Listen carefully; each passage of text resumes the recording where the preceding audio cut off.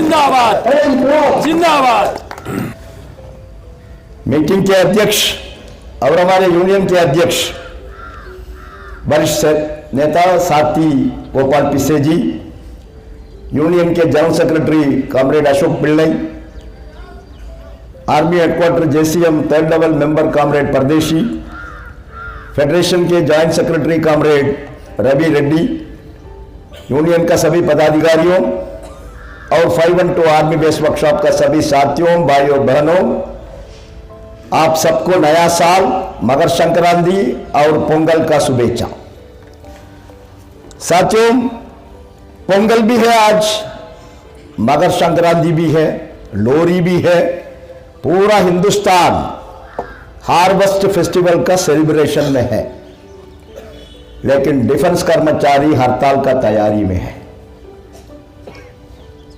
देश का पूरा जनता बहुत खुश से आज सेलिब्रेशन कर रहा है, कन्याकुमारी से लेकर कश्मीर तक, लेकिन डिफेंस कर्मचारी का परिस्थिति बहुत खराब है। 512 आर्मी बेस वर्कशॉप का सामने हम खड़ा है, देश का सबसे पुराना आर्मी बेस वर्कशॉप। इधर का वर्कर इतना हाईली कॉम्पिटेंट है, टेक्निकली इतना साउंड है, लेकिन इतना इंपॉर्टेंट एक वर्कशॉप को, एक कारखाने को बर्बाद कर रहा है सरकार। पार्लियामेंट का अंदर जवाब दे दिया। पार्लियामेंट का अंदर एक एमपी ने सवाल पूछा, उस एमपी को लिखित तरीके से जवाब दे दिया, in writing. 4 army base workshop June 31 का अंदर, 2019 जून 31 का अंदर हम गोको मॉडल में कन्वर्ट करेंगे। उस 4 का अंदर 512 आर्मी बेस वर्कशॉप भी है। बाकी 4 हम दिसंबर तक गोको मॉडल में कन्वर्ट करेंगे। पार्लियामेंट का ऊपर हमारा देश में कोई बॉडी नहीं है। रक्षा मंत्री पार्लियामेंट का अंदर ऐसा जवाब दे रहा है। अब क्या करना? सरकार है, उनका पास पूरा अधिकार है, लेकिन एक समझ में नहीं आ रहा है। सेक्रेटरी का साथ अभी मीटिंग हुआ 11 तारीख, हम लोग ने यही सवाल पूछा, सरकार क्या बोला? सरकार मतलब कौन है? हमारा प्रधानमंत्री, वही अकेला सरकार है, कोई मिनिस्टर का कोई पावर नहीं है। अब बीच बीच में एक आदमी कुछ बोलता है, और नितिन गडकरी है, कभी कभी वो थोड़ा सच बोलता है, लेकिन बाकी कोई मिनिस्टर मुंह नहीं सुनता है, बोलता भी नहीं है। कारण एक ही ऑफिस पूरा सेंट्रली कंट्रोल कर रहा है, रिमोट कंट्रोल में सरकार चल रहा है। उन्होंने चुनाव का समय बोला, देश का विकास, सबका साथ। तो विकास का मतलब क्या है? ये विकास है। पूरा डिफेंस का कारखानी ब्रिटिशर ने बनाया, नेहरू जी ने बनाया, वाईबी चौहान साहब ने बनाया, अब बंद कर रहा है पूरा। यही विकास है। इस दिस डेवलपमेंट का मतलब, विकास का मतलब नया फैक्ट्री, नया पब्लिक सेक्टर, नया रेलवे वर्कशॉप, नया डिफेंस वर्कशॉप, नया डिफेंस फैक्ट्री, नया प्राइवेट कंपनी, वो भी आना चाहिए। यही विकास है। लेकिन आज सब बंद हो रहा है। आज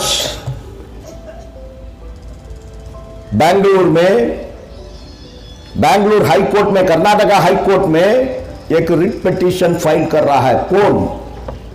हम लोग नहीं है। डिफेंस का कितना भी सप्लायर है, डिफेंस का कितना भी कॉन्ट्रैक्टर है, वो एक रिट पिटीशन फाइल कर रहा है उनका एसोसिएशन की तरफ से। सब्जेक्ट क्या है?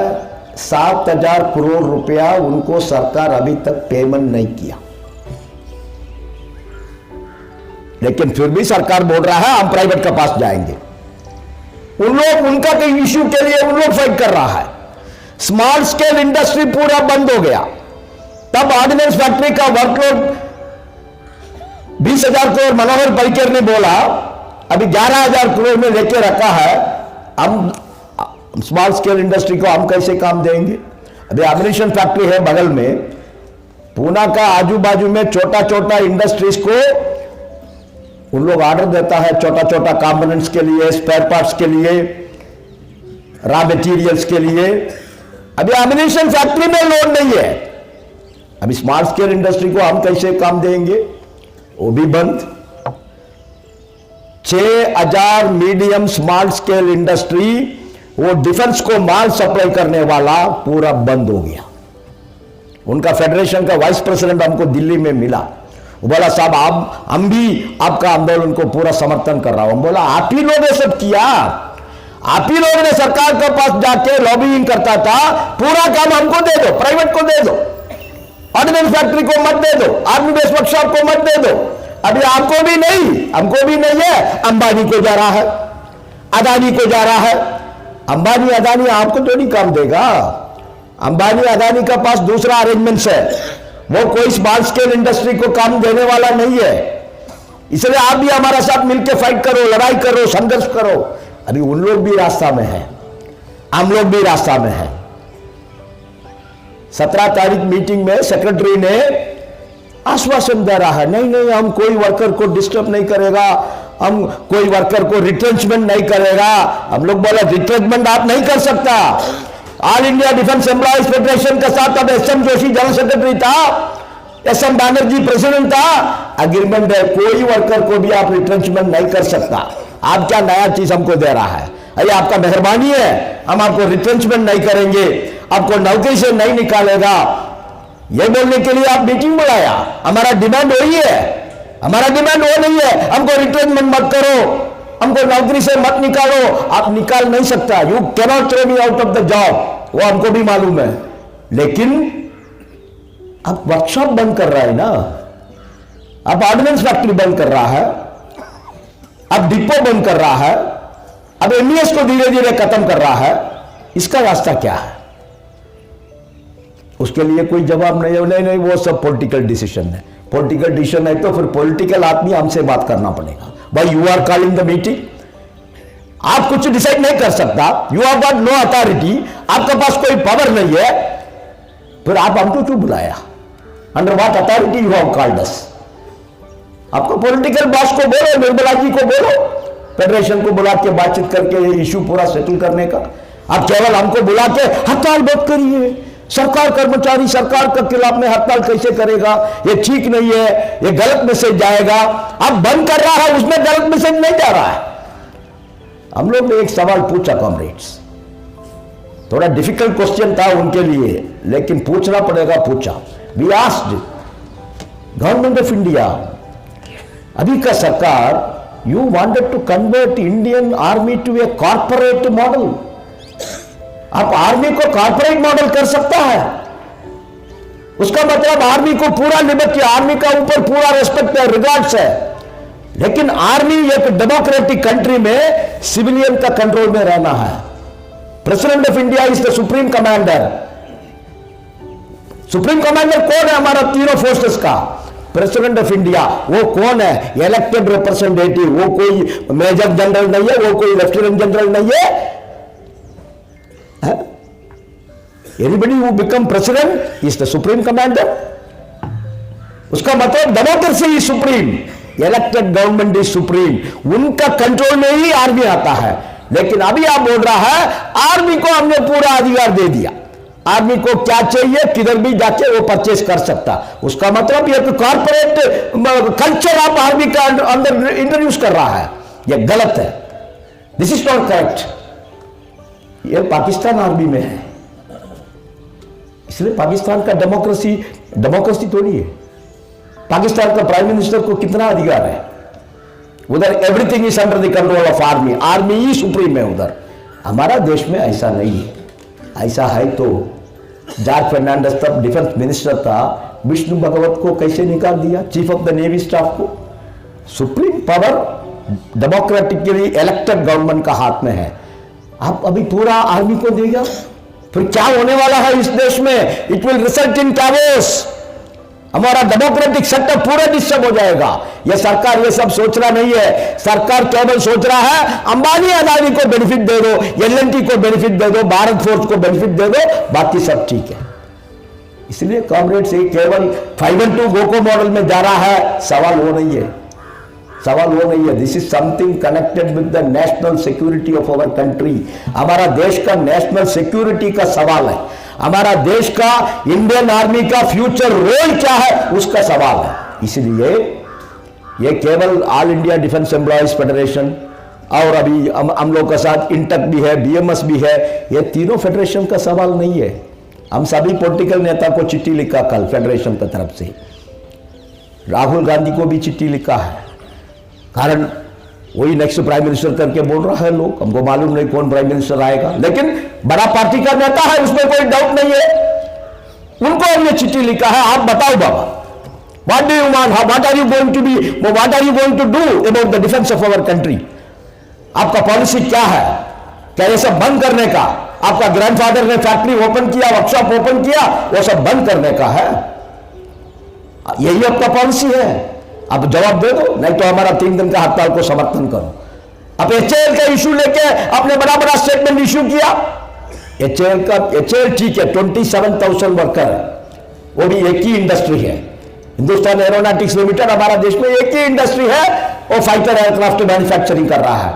लेकिन डिफेंस ऐसा नहीं ना, 50 आदमी का भी स्टेशन वर्कशॉप है, अब 2000 वर्कर का भी आर्मी बेस वर्कशॉप है। ये पूरा बंद करेंगे बिना कोई कारण, बिना कोई मतलब, किसी से बात ही नहीं किया। And why are you closing? NGO को यही सवाल पूछा हम लोग, भाई why are you closing all these things? क्या काम नहीं कर रहा हमारा वर्कर? आपका इक्विपमेंट्स और सेकंड लाइफ नहीं दे रहा है?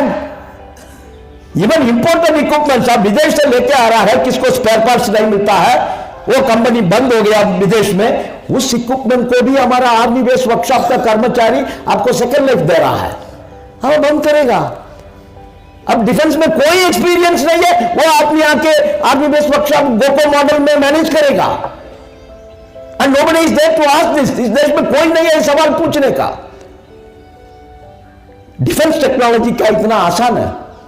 ओवरऑलिंग का काम क्या इतना आसान है? आप नया प्रोडक्ट बन सकता है। ये मकान, नया मकान बनना बहुत ईजी है, उसमें कोई प्रॉब्लम नहीं है। आप प्लान करो, नया मकान 50 मंजिल का मकान बनाओ, लेकिन एक एक्सिस्टिंग मकान को, एक पुराना मकान को रिपेयरिंग करके उसको नया करना बहुत बड़ा टेक्नोलॉजी है।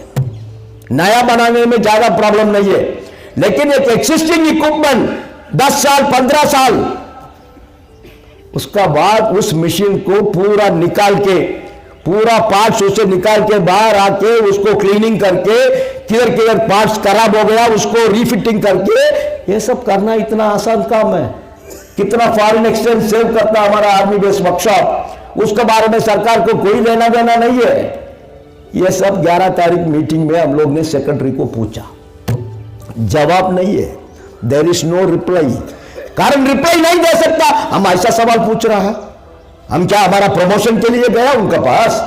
हमारा 2 ही डिमांड है ना कॉमरेड्स, ऐसा कभी हड़ताल नहीं हुआ पहले।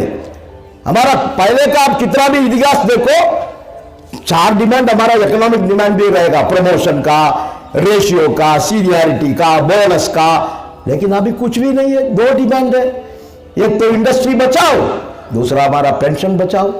पेंशन के बारे में डिस्कशन आया, सेक्रेटरी क्या बोल रहा है, नहीं नहीं एनपीएस के बारे में आप बात मत करिए, एनपीएस पूरा सेंट्रल गवर्नमेंट एम्प्लॉइज का इश्यू है, हम कुछ नहीं बात कर नहीं सकते, अब आपसे बात करने का तैयार नहीं है। हम लोग एक ही सवाल पूछा, भाई साहब, सेक्रेटरी साहब, आपका मंत्रालय और बाकी मंत्रालय में एक फर्क है। बाकी मंत्रालय में सभी के लिए एनपीएस है, अब रेलवे में आरपीएफ है, उनको भी एनपीएस है, रेलवे कर्मचारी है, उनको भी एनपीएस है। होम मिनिस्ट्री में सीआरपीएफ, सीआईएसएफ, बीएसएफ, आईटीबीपी, उनको भी एनपीएस है, उधर का सिविलियन कर्मचारी को भी एनपीएस है। लेकिन हमारा मंत्रालय में 14 लाख सोल्जर्स है, जवान, मतलब टोटल आपका स्ट्रेंथ में 70% कर्मचारी अभी भी पुराना पेंशन में है। आर्मी, नेवी, एयरफोर्स के लिए आप एनपीएस से एक्सेप्शन दिया, लेकिन आपका ही मिनिस्ट्री में 30% लोग सिविलियन कर्मचारी है, उनको एनपीएस है। ऐसा कोई मंत्रालय है सेंट्रल गवर्नमेंट में? आधा लोग को 70% लोग को मिलेगा पुराना पेंशन और 30% लोग को मिलेगा नया पेंशन। बोला यह अन्याय नहीं है? This is not a discrimination, ये तो पक्का डिस्क्रिमिनेशन है। इसीलिए आप बाकी मंत्रालय के साथ हमको कंपेयर मत करो। तो सेक्रेटरी पूछा फिर हम क्या कर सकता है इसमें? बोला आप कर सकता है, हमारा मिनिस्टर कैबिनेट को एक नोट प्रपोज कर सकता है। बिजनेस ट्रांजैक्शन रूल 1961 में है, एडमिनिस्ट्रेटिव मिनिस्ट्री कोई चीज चाहिए तो एक कैबिनेट नोट बना के कैबिनेट को भेज सकता है। कैबिनेट अप्रूव करेगा नहीं करेगा वो बात का सवाल है, लेकिन मिनिमम आप एक कैबिनेट प्रपोजल भेजो। सब डिस्कशन 2 घंटे के बाद सेक्रेटरी ने पूछा हड़ताल विड्रॉ करने के लिए आपको क्या चाहिए? बस directly question, what you want that you should withdraw the strike, what government should offer before you? बहुत सिंपल, ऑर्डिनेंस फैक्ट्री का 275 प्रोडक्ट्स आपने नॉन कोर डिक्लेयर कर दिया, उसको वापस दे दो, वो काम ऑर्डिनेंस फैक्ट्री करने दो। मनोहर पर्रिकर ने 20,000 करोड़ का टारगेट दिया ऑर्डिनेंस फैक्ट्री को 19-20 में, 20,000 करोड़ का काम दे दो। कॉस्टिंग सिस्टम ऑर्डिनेंस फैक्ट्रीज का बहुत खराब है, उसको बदल करो। कोई आर्मी यूनिट बंद मत करो, keep it in abeyance, let the new government come, let the new government come. Baba your period is over, अभी कभी भी इलेक्शन नोटिफिकेशन आएगा। Why are you going for this type of decision? Keep it in abeyance. All the decision of closure, army base workshop, depot, GOCO model सब बंद करो। NPS के लिए cabinet को एक प्रपोजल दे दो, तब एनपीएस विड्रॉ होगा, तब तक डिफेंस सिविलियन कर्मचारी को भी एनपीएस से एक्सेप्शन होना चाहिए। इतना ही हम लोग का मिनिमम रिक्वायरमेंट है, हमको कुछ भी नहीं चाहिए। ये आप मंत्री को प्रपोज करो, मंत्री ने ये सब डिमांड एक्सेप्ट करेगा तो हम हड़ताल को रिकंसिडर करेंगे, नहीं तो हड़ताल करने का अलावा हमारा पास कोई रास्ता नहीं है। मंत्री को ये भी बोलो the strike is forced by the government on the workers. हम हड़ताल नहीं मांग रहा है, हमको मालूम है हम देश के लिए सेवा कर रहा है, हम कोई टाटा बिरला अंबानी को सेवा नहीं कर रहा है। वी नो हम देश का सुरक्षा के लिए काम कर रहा है। हम एक दिन काम बंद करेगा तो भी हमारा देश का सुरक्षा डिस्टर्ब होगा, वो सब मालूम है। लेकिन who has forced the strike on us? आपने फोर्स किया, आपने बंद करने का डिसीजन में आया, आपने गोको मॉडल लागू कर रहा है, आपने पेंशन बंद कर दिया, तो हमारा ऊपर ये स्ट्राइक फोर्स हो चुका है। The government is responsible for the strike, हम नहीं है। I am not responsible, my federation is not responsible, defence कर्मचारी is not responsible for the strike, it is nobody other than the government which is responsible for the strike. आप हमारा ऊपर strike को force कर रहा है, तो हमारा पास क्या ऑप्शन है? हमारा डिमांड अनजस्टिफाइड है तो बताओ, बताओ ना, your demands are all unjustified. आप बोल रहा है कोई डिफेंस यूनिट बंद मत करो, ये अनजस्टिफाइड है, हम बंद करेंगे। बंद करो फिर। हमारा डिमांड में कोई अनजस्टिफाइड है, कोई इलीगल डिमांड है, हम सरकार का 50,000 करोड़ मांग रहा है, ठीक है, हम कुछ भी नहीं मांग रहा है। आई एम नॉट डिमांडिंग, हमारा पे कमीशन का 1000 डिमांड है, हमारा मिनिमम तनख्वाह बदल नहीं हुआ, वो सब हम नहीं मांग रहा है। एमएसपी का अंदर 1000 विसंगति है, हम नहीं मांग रहा है। पे कमीशन का अंदर है, वो सब अलग लड़ाई है, वो सब हम अलग लड़ाई करेंगे। लेकिन ये 2 डिमांड है, हम 50 डिमांड रखेगा तो भी पब्लिक के सामने आप बोल सकता है इन लोग 50 डिमांड रखा है। हमारा तो 2 ही डिमांड है बाबा, हमारा इंडस्ट्री बचाओ, हमारा पेंशन बचाओ। हमारे पास तीसरा कोई डिमांड नहीं है इस हड़ताल में। आप एक मिनिमम सेटलमेंट पे आने के लिए तैयार नहीं है, आप बार बार बुला के बोलता हड़ताल विड्रॉ करो। अरे क्या बेसिस पे हड़ताल विड्रॉ करना ये बताओ ना। There should be some agreement. After all I have given you strike notice under the industrial dispute act, I have taken strike ballot. हमारा 95% कर्मचारी स्ट्राइक का फेवर में वोट डाल दिया, हमने आपको नोटिस दिया, 14 दिन का ऊपर आपको नोटिस दिया। आपको समझ में आना चाहिए। असेंबली बुला के हड़ताल मत करो, हड़ताल मत करो। अरे हड़ताल मत करो तो हड़ताल मत करेंगे, लेकिन आपका रिक्वायरमेंट तो आपने बोल दिया। मंत्री को बोलो। कल फिर फोन आया, हमने ऐसा ऐसा मिनट्स बना रहा है, बनाओ मिनट्स बनाओ, मंत्री जी को पुटअप करो। अब मंत्री जी डिसाइड करने दो। ठीक है बाबा, आज this decision will be kept in abeyance. हम अभी गोको मॉडल लागू नहीं करेंगे, आगे बेस वर्कशॉप बंद नहीं करेंगे, ऑर्डिनेंस फैक्ट्री का वर्कलोड इंक्रीज करेंगे, एनपीएस के लिए हम कैबिनेट को प्रपोजल भेजेंगे, बस। बाकी नया सरकार आने दो। इसलिए साथियों, आज का परिस्थिति में हड़ताल का अलावा दूसरा कोई रास्ता नहीं। हम लोग बहुत प्रयास किया, आपको फेडरेशन का सभी डॉक्यूमेंट आपको मिलता है, सब ट्रांसपेरेंट है। कितना भी हम चिट्ठी लिखता है, काफी पूरा हम सर्कुलर का पास सभी यूनियन को भेजता है। There is nothing secret. कितना फाइट कर सकता है उतना फाइट हम लोग कर रहा है, लेकिन सुनने के लिए एक सरकार तैयार नहीं, तो फिर एक ट्रेड यूनियन का हाथ में क्या क्या अल्टरनेटिव है? कॉमरेड्स आप बताइए ना, what is the next alternative? अभी आपका कमांडेंट भी बोलेगा हड़ताल मत करो, कोई वर्कशॉप बंद होने वाला नहीं है, पहले गोको मॉडल आएगा तो 505 को आएगा। तो पार्लियामेंट में जवाब दिया, पार्लियामेंट का ऊपर इस देश में कौन है? वो एमपी फिर इम्पीचमेंट फाइल करेगा। पार्लियामेंट में आपने हमको जवाब दे दिया ऐसा, लेकिन आप दूसरा तरीके से कर रहा है।